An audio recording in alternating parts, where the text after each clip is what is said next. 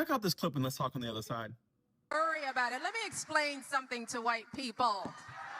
Our hair comes out of our head naturally in a curly pattern. So when we're straightening it to follow your beauty standards, we are trapped by the straightness. That's why so many of us can't swim and we run away from the water. People won't go to the gym because we're trying to keep our hair straight for y'all. It is exhausting and it's so expensive and it takes up so much time. Braids are for y'all so we can work harder and focus on the work. So why do we need an act, an act of law to tell white folks to get out our hair? Don't tell me how to wear my hair. Don't wonder about it. Don't touch it. One of the things that will forever be fascinating to me is that when Black people come together and talk about the collective experiences that they have had in this country, there are always, first of all, white folks who are like, that didn't happen. Or second of all, white folks who are like, well, what about us curly-haired white ladies? But then third of all, the reality is that it's not just individual acts of racism, because here's the reality, is that what Michelle Obama is doing here is what I like to call naming the normative, meaning that in this country, there are systems and structures that are created in ways that are prejudiced against and excluding of Black people. And those systems and structures are lived out in such a way that they have become the norm of our society. And so when someone names something as racist or prejudice, the systems and structures that are racist have become so normal to us that white folks can go, well, that's not racist. That's just the way things are. Now, the reality that Michelle Obama is talking about is not only that there are individual acts of discrimination and prejudice based on people's hair, but that there is a systemic way in which people do not get promotions because they are not seen as professional, and professionalism is defined as white beauty standards, or ways in which people have been fired from jobs or suspended from schools or kicked out of programs because their hair does not meet a normative standard, which is just a white beauty standard. This is why the Crown Act was even introduced in 2022 with the simple thought process of banning discrimination based on hair. And that bill made it out of the House but didn't make it to the Senate, and you can look up for yourself why that happened.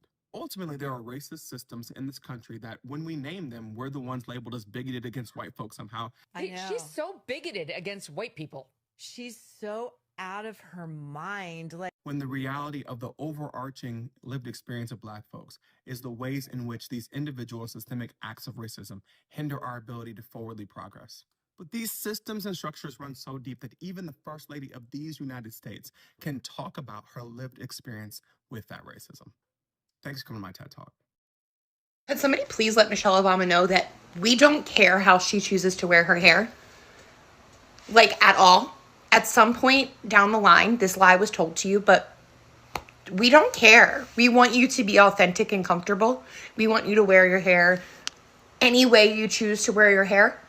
I've never looked at a photo of somebody and said, wow, they should really wear their hair differently. It's never crossed my mind. I'm pretty sure it really doesn't cross anybody's mind, nor should that crossing somebody's mind affect how you choose to wear your hair. You're not forced to do it. Please, be you. Be comfortable. We have bigger fish to fry out here. We are out here having to coexist with people that believe they are full-on dogs and cats. They got tails and ears. They're in our schools. They bark at the kids as they walk by the locker rooms. This is a true story, by the way. We are having to fight to kick men out of our locker rooms. Like, we have bigger fish to fry. So, Miss Michelle Obama, please wear your hair any way you choose. I promise you, on behalf of all of us, we do not care. Please let Michelle Obama know that we don't care how she chooses to wear her hair. I'm going to push back on this because while this person I stitched says they don't care how Michelle Obama wears her hair because recently she's been wearing braids and said she could never do that as First Lady, I remember Simone Biles a few years ago when she was wearing her hair straight. She had her hair straight with extensions in.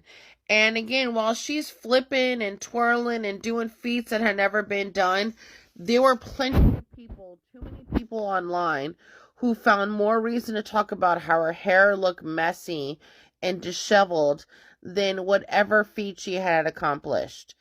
Now, that's example number one. Example number two, Michelle Obama wore shorts. Barack Obama wore a tan suit, and that was called out for being unpresidential. There are people that have referred to Michelle Obama as an ape in heels. So I believe anything that would have been too African, like certain kinds of braids and an afro, would have just been more fodder for the racists on why she is unladylike, not representative of America, and not representative of First Lady.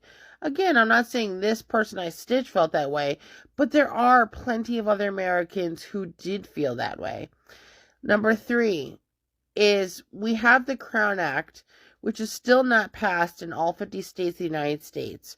And the Crown Act protects Black people from not being discriminated against for their hair. Which this means, because the Crown Act was not passed in every state in our union, there are states that will discriminate a Black person because of their hair. And we are discriminating. Hello brothers and sisters, welcome back to the channel. I'm hoping that you're doing great from wherever you're watching me from. I'm your host and presenter RAGED Stories. You know, in Western societies, beauty standards have never been neutral. And you know this for a fact, because they were constructed during colonialism and slavery as tools of hierarchy, where whiteness was positioned as the temple of normal or civilized and beautiful, while Black physical features were positioned and they were framed as inferior generally. And that's why you see we have a lot of people, a lot of Black people that were misinformed, that goes around thinking that for you or for how to define beauty standards, it has to be according to a white person's understanding of what is a beauty standard. But we don't understand the authenticity. We don't understand how natural it can be when you just be who you are, when you just be a Black person. I mean, it is so much beautiful for you to understand that you are just enough the way you are. And in a recent video, I saw Michelle Obama, the wife to, the previous president of the United States, not really previous, but one of the presidents of the United States, actually Black presidents of the United States. We have his wife, Michelle Obama, who tried to address this issue. And I think she was so articulate to the extent that she was just trying to address the white community like directly. He wasn't trying to cover anything. She tried to just tell them that, this is what happens. Because what you ever wanted us to do is to do things according to your beauty standards. But you understand, we as Black folks, we have our own beauty standards. And we have the ways that we do our things, the ways that we conduct ourselves. And so the word beautiful, according to white people, needs a correction. And I think Michelle Obama stood on business because the texture of Black hair, coily, kinky, tightly curled, became pathologized during that pseudoscience that was associated with primitiveness or lack of refinement. And understand that these ideas did not arise from observation, but from politically necessity, right? The enslavers needed cultural narratives to justify domination by elevating by elevating white features as the universal standards.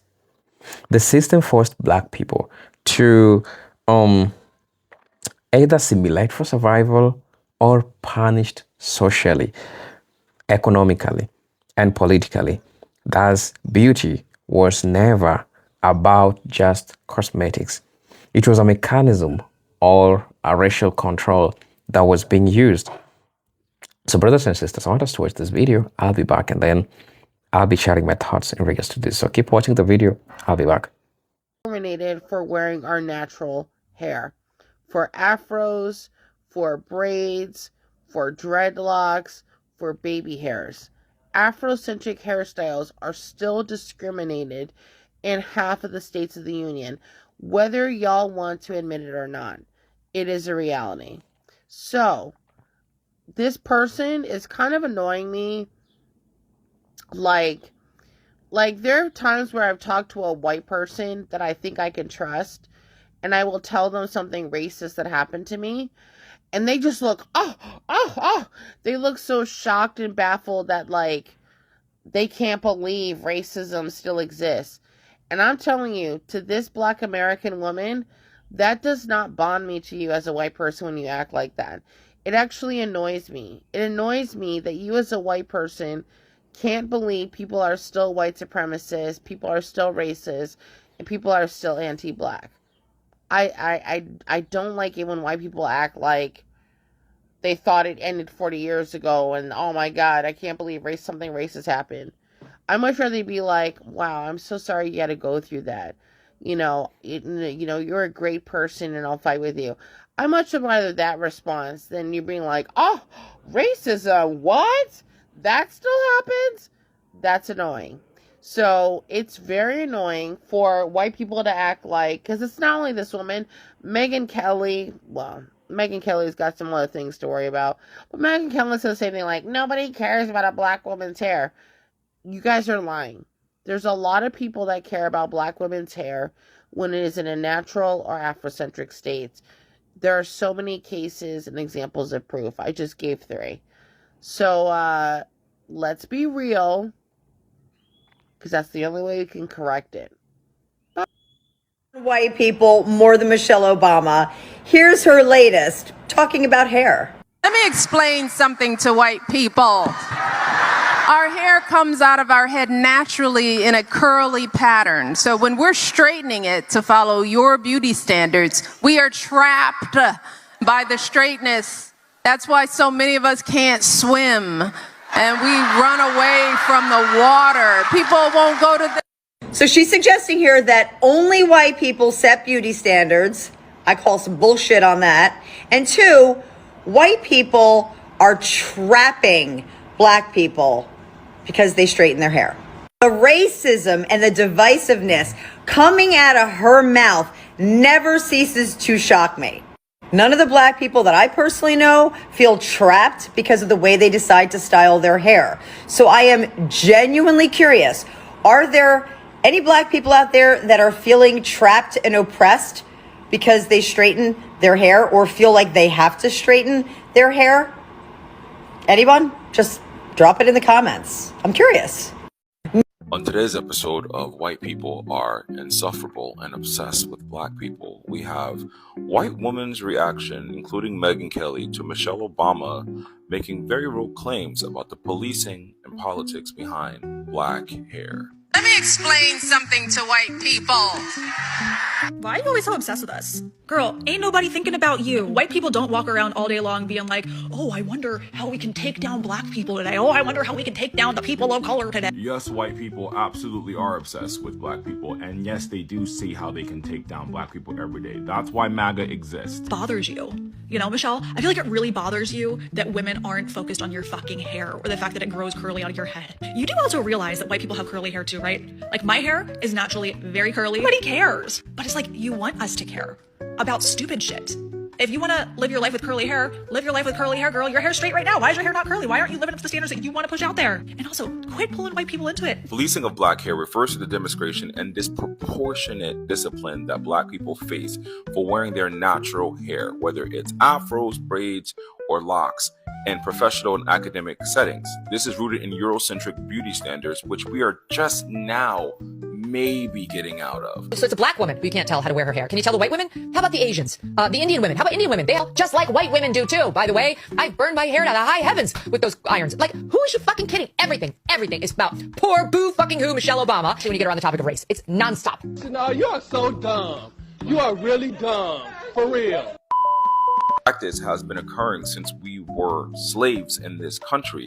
White people, in fact, care so much about how Black people present themselves as a defiance against European standards. Whenever we found joy or bedazzled ourselves up in the way that we naturally would, there were laws put in place against it. The Tignon Law in Louisiana, for example, in 1786 was a law, literally a law written, stating that free black women could not wear their natural hair out because too many white women didn't like it because it was a distraction from the elaborate type of hairstyles that black hair could manage that white hair couldn't. So they made them wear headscarves. But you know what happened? Those headscarves became a statement of rebellion for black women, and as black people do, they made those headscarves so glamorous, so beautiful, so elaborate that white women started copying black people wearing the tignon on their head.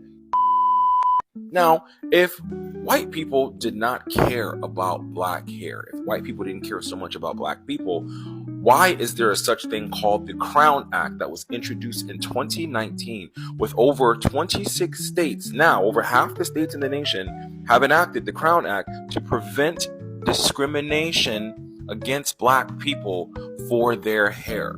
Once again, black people have been discriminated legally by the law for existing in our natural state. Things like hot irons, relaxer, these things and techniques exist to make black women confined to Eurocentric beauty standards. What I hate more than anything is when a white person comes online and acts all holier than thou and they don't know what the fuck they're talking about. And that's usually most of you ignorant racists. And God knows I'm not listening to anybody that has one lip between both their lips tell me or tell a black woman what to do with their hair. You don't have curly hair. You don't have unmanageable hair. You don't have frizzy hair. And all the things you're saying are deflecting from the very real reality that black women face in current day. Black women face in my mother's generation and my grandmother's generation, especially in my great-grandmother and great-great-grandmother's generation. How dare you come online and have the gall to not listen to a black woman talk about her real experience being discriminated against for her. Hey, Michelle, it's Jill. One of those women that you say straightens their hair just to appeal to the white aesthetic. Have you ever thought that maybe it's just preference? I have 3 daughters, all of which have beautiful, beautiful, curly, very, very curly hair. Some straighten it, others don't. It's preference. It's not a racial divide. And when you are in a position of power, as you are in, and you use that position to further divide a people that should be united as Americans, because of their hair texture, it's quite the stance, isn't it, Michelle?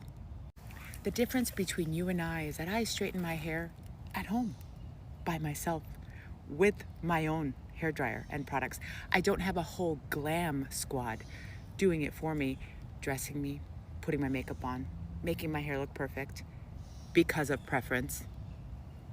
Just thought that we should meet and that we should have this discussion. And anyone else that thinks this is ludicrous can chime in here too. Maybe it's time to stop complaining and start being grateful for the life you've been given. It was the year of our Lord, 2013. I was a 29-year-old brand new executive director walking into the office of an elder college dean. And I had a fresh off the press, hot as hell, absolutely fire, brand new Rihanna pixie cut. And I walked in and she said, "Wow, how becoming. So professional. Don't do that other style again. Keep your hair just like this." That other style in question, yes, waist length 1B Kanekalon Senegalese twists. Perfect parts. Grew out to be even better than they were before. I knew I looked fire.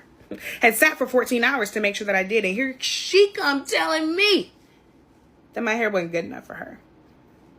But you know what? If that happened to me in the year of our Lord 2013, then that is once again proof that everything Michelle Obama said was right. Now, we know that. We older millennials, Gen Xers, those who are elders and aunties to us, we know because we were there. We were there when we ain't have no natural hair care in the stores.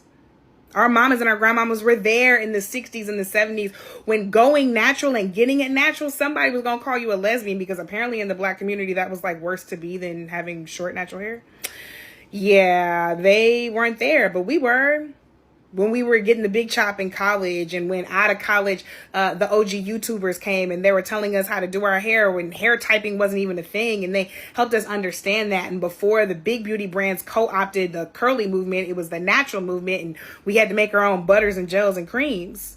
Until, you know, some of our aunties and our friends, like the Miss Jessie sisters and Lisa from Carol's Daughter, they got into their kitchens and they made those concoctions and made sure that they were available at major retailers. So now homegirl can walk in with the hair that she's never had be called ugly and find products that are perfectly tailored to her hair. She wasn't there. We were. And I know that it was frustrating to watch her double down and other people double down that this idea of Eurocentric beauty standards is an absolute lie. But if we need to open up the schools, we need to be the schools. Yeah, I know. Gen Xers, older millennials, we got plenty to do. We're in the sandwich generation. We're raising children and parents. We lived through 9/11, multiple housing bubbles, a tech bubble. We lived through the 2000 craze, and we lived through a pandemic. I understand. We got plenty to do that don't involve teaching young people things that they can learn for free. However, you and I both know that that's not how we pass the word. In our culture, in our tradition, we don't rely solely on technology to make sure people get what they need. We teach the songs. We write the recipes on recipe cards. We make sure somebody stands next to us at the grill. We take somebody to the beauty supply store. We show people how to press their hair, how to braid their hair, how to slick down their edges, exactly where to get the bamboo earrings that won't turn your neck green. Right? We write the songs. We write the books. We pass the word. We teach the history. That's how we do. And we probably got very comfortable with our elders being the ones who passed the word to us. But the sad part is that generation is slowing down, and some of them are becoming our ancestors. More of them than, frankly, I think we're even ready to deal with right now. So if we are losing recipes, my fellow young aunties, it's because we are the ones who are not teaching them. We gonna have to be the schools. We gonna have to be the institutions. We are going to have to be each other's magnitude and bond. Shout out to Gwendolyn Brooks. So if she didn't know, it's because we ain't teach her. I know we tired y'all, but these kids got to get in it. Michelle Obama, Auntie Michelle, come to the front, come to the front. Michelle Obama tells white people to get the hell out of our hair, and some white people lose their godforsaken minds. You know what? This level of pettiness, rooted in authenticity, ring-fenced by truth, and barbed wired with I don't give a rat's ass, is the pettiness I live for. People, and you know, it's not so much what she said, but it is how she said it that really pisses them off. I love it. Worry about it. Let me explain something to white people. Our hair comes out of our head naturally in a curly pattern. So when we're straightening it to follow your beauty standards, we are trapped by the straightness. That's why so many of us can't swim and we run away from the water. People won't go to the gym because we're trying to keep our hair straight for y'all. It is exhausting and it's so expensive and it takes up so much time. Braids are for y'all so we can work harder and focus on the work. So why do we need an act? Exactly. An act of law to tell white folks to get out of our hair.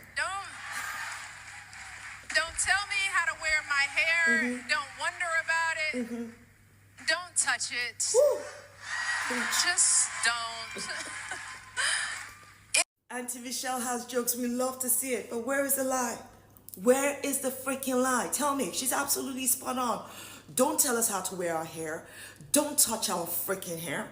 And enough with your goddamn curiosity about our hair when you've lived side by side with us for centuries. They don't like Auntie Michelle spoke the truth, the sassiness with which she spoke the truth, and the uppityness with which she delivered it.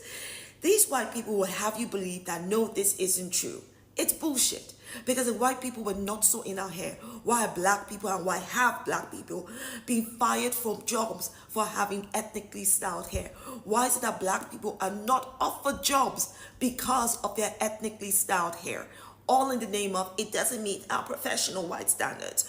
Why is it that our black children are kicked out of school in the US and in the United Kingdom for wearing ethnically styled hair like dreads, cornrow, and braids? It is because white people want to control how we look, what we say, and how we express ourselves. They think that any form of expression is a form of protest. It is a form of protest because we demand to be us in the beauty and brilliance of our black identity. Can you remember when I said this during my TEDx talk? Everything seems to be for grabs. Everything about us seems to be called for judgment. Even our hair. You get the, it's not very professional. Or you get the, it's not very tidy. Or get this one. It's just too versatile. You change your hair too much. Are you paying for it?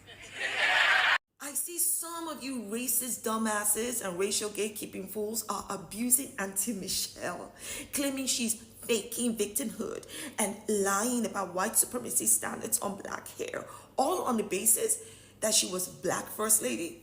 Come closer so I can slap some sense into your head. The only reason Michelle Obama is the first black first lady and her husband Barack Obama is the first black president is because of white supremacy. The United States has existed for 249 years, but it took till 2009 for there to be a black president. And we've all seen what white America has done since its first black president. It went MAGA. Let me just explain something to you. The existence of black accomplishment, black success, black growth is not evidence that racism does not exist. It's not evidence that white supremacy does not exist. It is evidence of black resilience, black strength, and black excellence in spite of the racism. Because no matter what you throw at us, we shall overcome.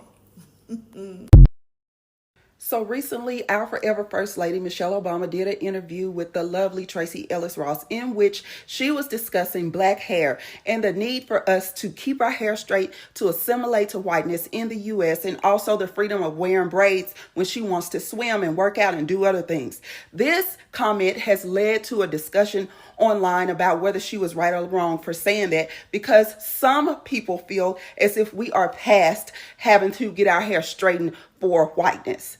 So this young lady commented and said, newsflash, Michelle Obama, black women do not straighten their hair because of white people beauty standards. Well, here's my newsflash. For the past 2.5 years, I have been the face and hair of Harvard University's and Precision Institute's Good Hair Study. Okay? Have you taken the test yet? This test is taken globally. Do you hear me? To test people's implicit bias towards black hair. This good hair test is taken everywhere from Singapore to California, and I can assure you that we are not past people having biases when it comes to our black hair. Now, I can assure you that our forever First Lady was not reaching when she said this. Log on to implicit.harvard.edu and take the test. It is taken every day, and it shows how people feel about black hair. In an interview, Michelle Obama said that black women have straightened their hair for generations due to white supremacy. And the fact that some black women are disagreeing with her tells me that a history lesson is long overdue. A woman on Threads tried to correct the forever First Lady by saying that the black women who do straighten their hair do it because it makes it easier to manage and it has nothing to do with white beauty standards. Sis, convenience is the modern explanation, not the origin. There are literally laws today that protect black people from discrimination because of their hair. The Crown Act wasn't passed because of vibes. Our mothers, our grandmothers, our great-grandmothers, aunties, etc. were told that their hair was unkempt, unprofessional, wild, unruly, etc. Let's be real, straightening our curls was not a beauty preference, it was survival. And even with my looser curls, the kind that's quote-unquote acceptable, I still felt pressure to keep my hair straight so it wouldn't be all over my head or whatever that even means. Black women learn very early on that our hair sends a message before we even open our mouths. So yes, today Black women do straighten their hair because they want to, but let's not pretend that that choice exists in a vacuum without hundreds of years of white beauty standards being forced upon us. That's not empowerment, that's historical amnesia. Because Black women don't owe anybody a seminar, but we do deserve honesty about where these beauty norms come from. I'm Michaela Ian, and that's The Culture. I want us as women of color, all the women of color in the world with all the different textures, I want us to get comfortable, with the subject of our hair and owning our beauty and, and educate and being a part of educating in our circle of conversations, welcoming people into these circles of conversation to have questions answered and to help people understand the boundaries that they take for granted or they don't offer us. So do I, Miss Michelle. That is exactly why I wrote How to Love Your Afro, and why I frequently direct people to Chapter 6, Natural Hair in Our Environments. I worked very closely with registered MBACP Black female psychotherapist Kemi Omije. Together, me and Kemi came up with an 8-step framework for anybody going into potentially triggering familial, work, or educational environments that could unfortunately result in them experiencing prejudice due to how their hair is styled. From anticipating potential negative comments in advance alone so you can process and assess how you feel about them without people watching, to understanding the source of the ignorance, especially when it comes to family situations, so you can potentially move with grace and empathy even if they are being out of order, all the way to preparing an exit strategy, because the reality is no matter how much you want to stand your ground and you are well within your rights to do so, there is nothing and no one that should come above you protecting your safety, well-being and mental health. We've got to remember to choose our battles wisely to make sure that we are not walking around stressing ourselves out because of other people's ignorance. Not every action deserves a reaction, and not every comment deserves a response from us. Silence works as well. I wrote this book as a guide, so none of us have to walk through life frustrated, isolated, and alone anymore in these feelings. You are not alone. You have help. You have me and this. And congrats on the new book, Michelle. If you come to the UK, please let me know. I would love to help in any way I can. I would also love to send you a book as well. So if you would like to read this, then let me know. I would happily send you a few copies. Please let me know. I'll send them straight away. I'll send them today. It's Sunday. I'll send it tomorrow. Former First Lady Michelle Obama was at this event, and she was talking about Black people hair and what Black people, specifically Black women, had to do to assimilate. And right here, she is addressing white people and talking about the things that we did, why it's so time consuming, the reasons why we had to do this, why Black women of the past had to do this. And she's trying to have this conversation, and she sounds like she's trying to have it in a sister girl type of way to make it more palatable for white people to accept what she's saying. Assimilation is a survival tactic. It is so we could get a job. It's so that we can try to avoid some of the negative, the racism, the negativity that goes along with having hair that's not straight. And so for some people to act like the racism and sexism isn't baked into the cake of America is silly. I'm 45 years old. My hair has been natural for about 25 years. I went natural in college. And so I saw the movement. I saw how we had no products. I saw how people didn't know how to do our natural hair. I saw how things have shifted to the point where now you can go out and find a natural hairstylist. But those things had to come through this transition. I have seen where our hair wasn't professional. I know that I couldn't apply for a job at an amusement park because I had locks.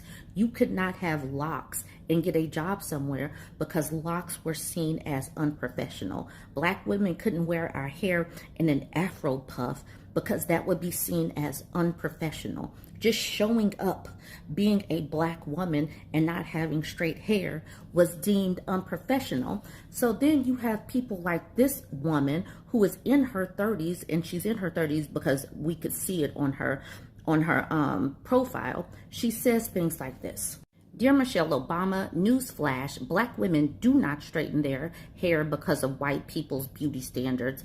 As a curly natural myself, most Black women straighten their hair because they choose to and it's easier to manage for them. Let's drop this narrative that we do anything for the white beauty standard. Black women are the true beauty standard. Why get on stage and say that nonsense?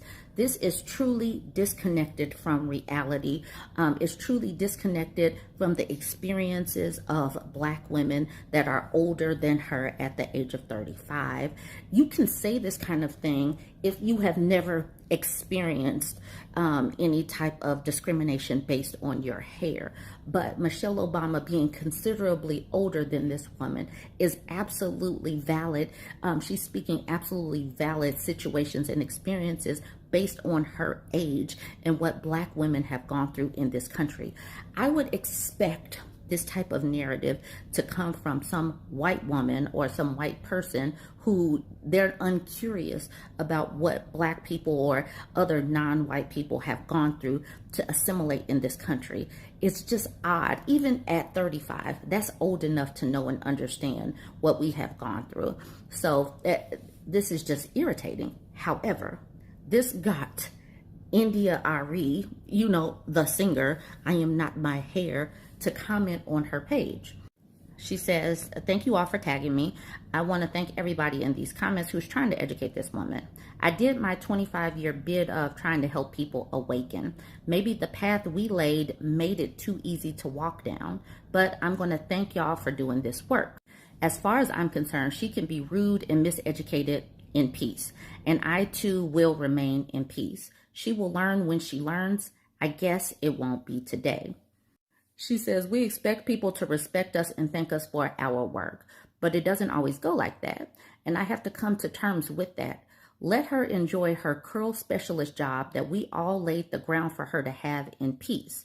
And the thing is, maybe it is better right now. And some people, some Black women, some Black girls don't have to go through the things that we have gone through with the Sundays or Saturday mornings, the Saturday mornings where we were in the kitchen getting our hair pressed, having these burn marks because of getting our hair pressed, where we couldn't go outside and play because you couldn't sweat out your hair before church.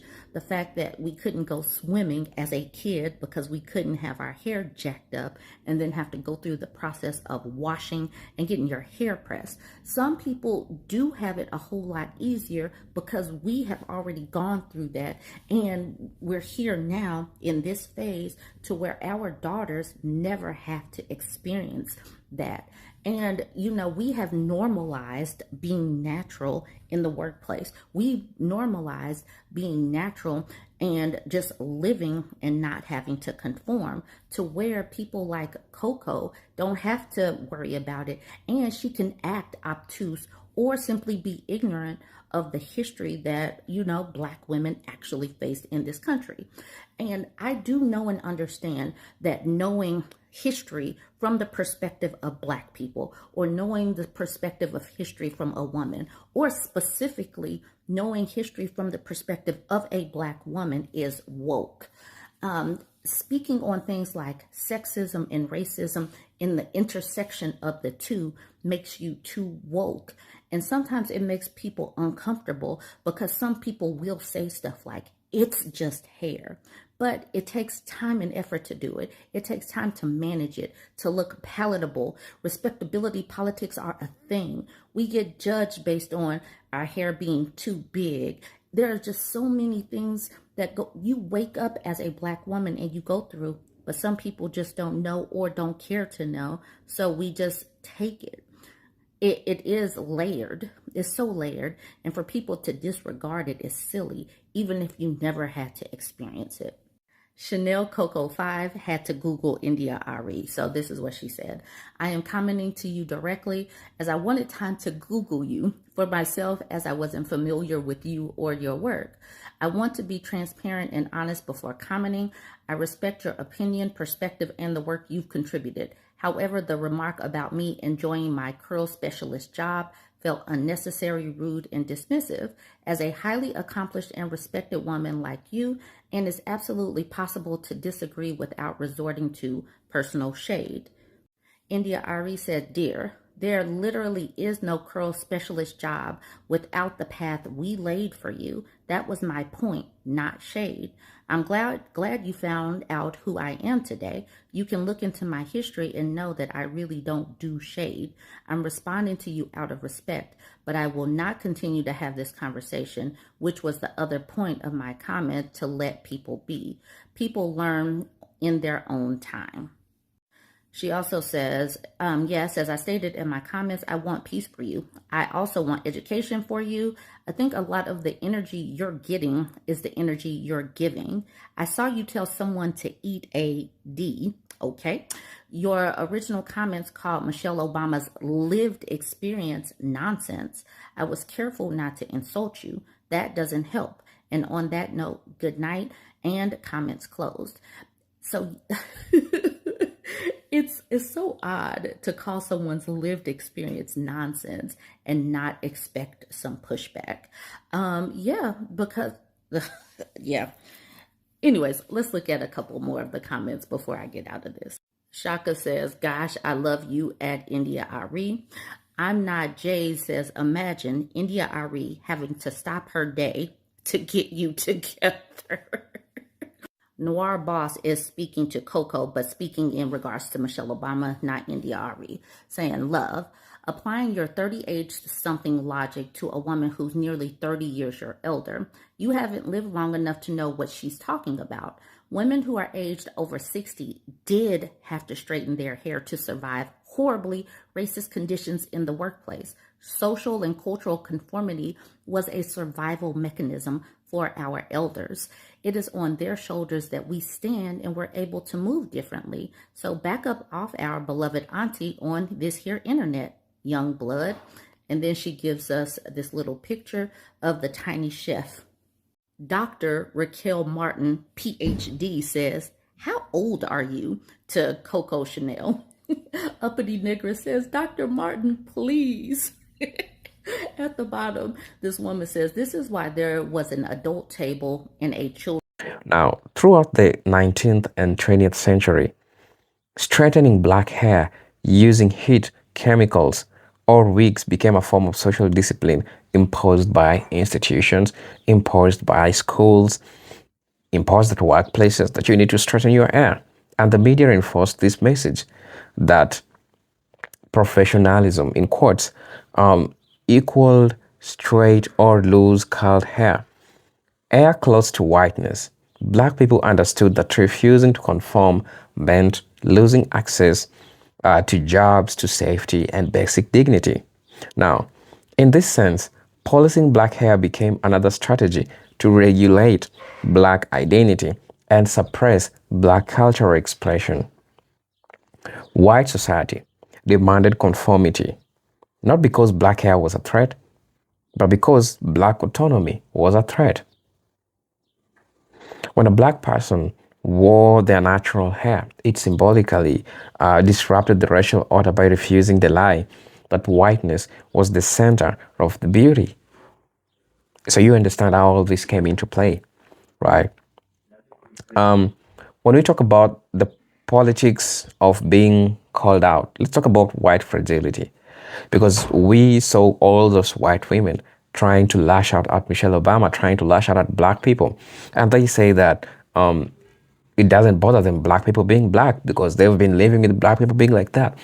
But you understand that the fact that we had standards that were set to make black people stop doing what they used to do, stop having curly hair, stop having the natural hair that they had, really meant a lot of things. Because when Michelle Obama stated that simple truth, that black hair naturally grows curly, coily, and straight, many white people reacted with hostility, because acknowledging this threatens a psychological investment in whiteness as the default setting, right?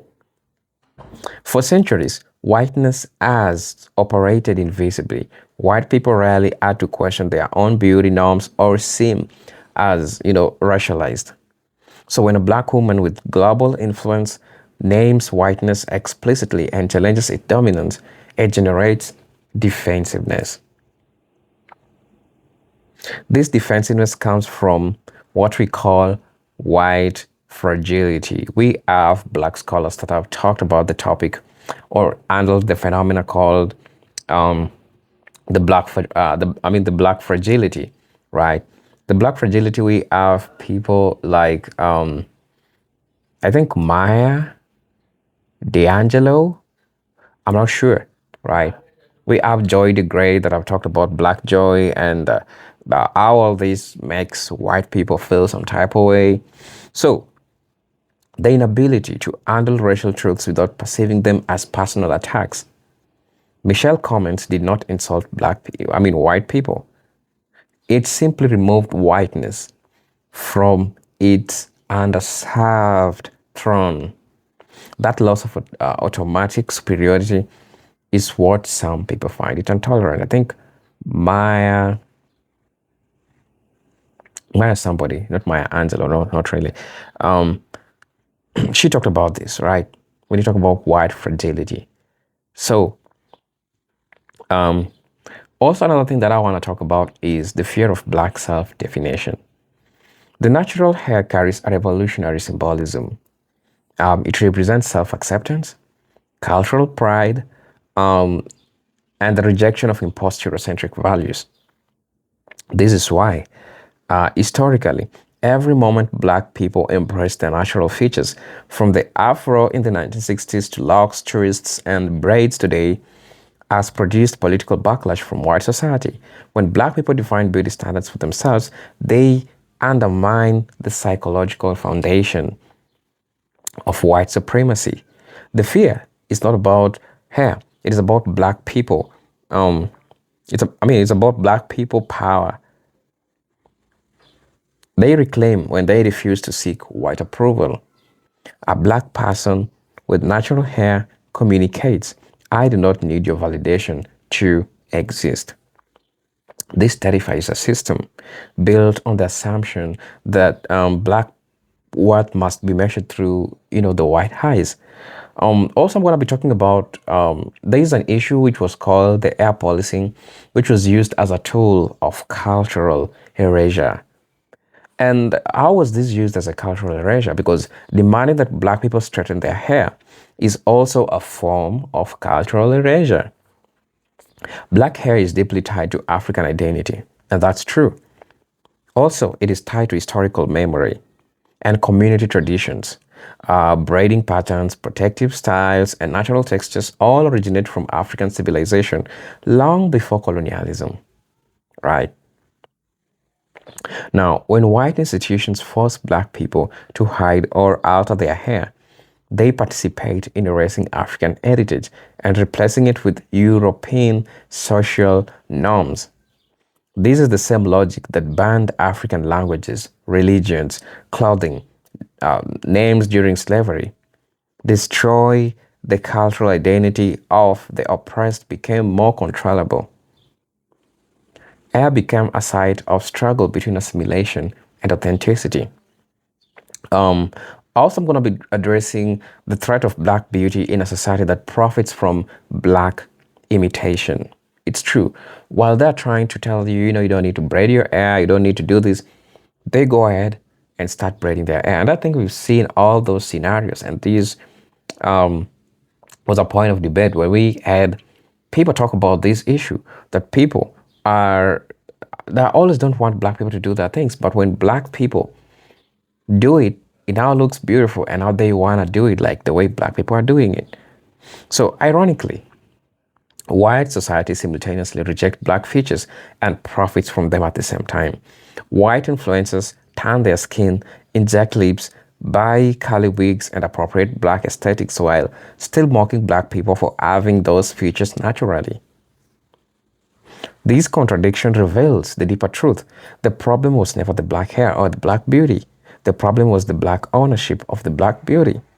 Society, you see, society is so much comfortable when black culture is consumed and then imitated by white people, but uncomfortable when black people proudly inhabit their own features without any apology. So when I saw Michelle Obama calling out the double standards exposed out the white beauty norms depend on copying blackness while denying black people the right to celebrate themselves. And it's true that in this, Michelle Obama's truth acted as a threat to racial comfort. When Michelle Obama speaks about hair, she is not just discussing a cosmetic issue. She is exposing centuries of old racial structure. Black people know the psychological labor that goes into managing hair to avoid discrimination. White people rarely think about their hair in this political sense, which is why the truth feels disruptive. Her statement threatens a long-standing narrative that whiteness sets the rule. By naming black hair as natural and valid, she shifts the center of gravity of awareness from whiteness. And for some white people, that shift feels like losing control, losing the privilege of deciding whose beauty is acceptable. Her truth forces society to confront how deeply racism is woven into everyday norms, including something as intimate as personal hair. So, brothers and sisters, I'm your host and presenter, HTech Stories. Please, thank you for subscribing, staying tuned, and watching my videos. So I hope I'm going to be seeing you in my next video. But until then, peace, love, and harmony. Salam.